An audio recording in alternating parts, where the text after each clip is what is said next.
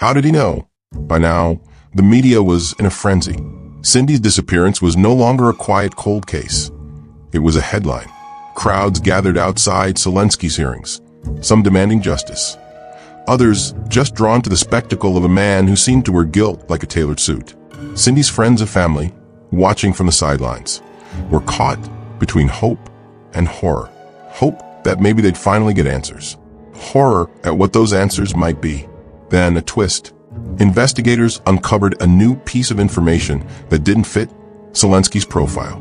A sighting unconfirmed, but tantalizing, of a woman matching Cindy's description weeks after she vanished. She wasn't in Pennsylvania, she was in New Jersey. It was just a whisper, a fleeting report from a truck driver passing through Atlantic City. But if it was true, then Cindy might have been alive long after Selensky was supposedly involved.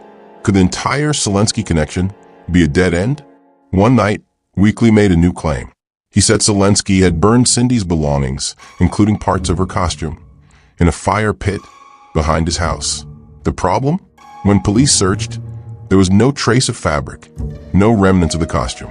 But buried deep in the ashes, they did find something, a small, charred piece of synthetic material, too damaged to identify. It could have been from a Halloween costume or from a dozen other things.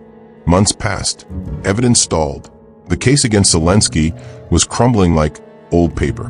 But then, just as the investigation was about to close on him, something strange happened. Selensky hinted, not confessed, but hinted to another inmate that he knew what happened to the Asian girl from Penn State. The inmate refused to testify. No reason given. By the end of 2003, the investigation into Cindy Song's disappearance was teetering between two realities. In one, she was the victim of a sadistic killer whose backyard was a graveyard. In the other, she had slipped into the shadows on her own, willingly or otherwise, and become a ghost in a world that didn't notice. And then, a new tip came in, not from Weekly, not from Selensky, from someone who claimed they saw Cindy the day after she was reported missing. And she wasn't alone. The man with her was not Hugo Selensky. The cold November air had long since swallowed the streets of State College.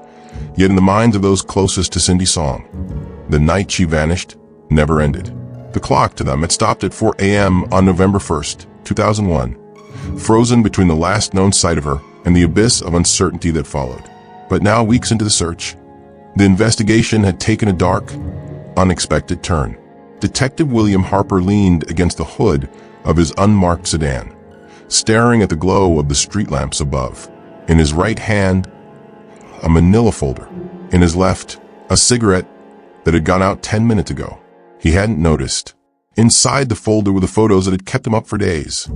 The grainy images of a man spotted in a convenience store near Cindy's apartment around the time she disappeared. His posture hunched, his baseball cap pulled low. He looked unremarkable at first glance. But to Harper, the face was familiar. This was the man they'd quietly begun calling the shadow in the department. His name wasn't on the front page of any newspaper. Not yet. But whispers in law enforcement circles linked him to another unsolved disappearance in nearby Luzerne County.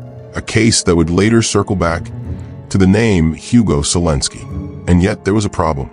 The man in the images had a solid alibi for that night. An alibi given by someone who seemed almost too eager to vouch for him.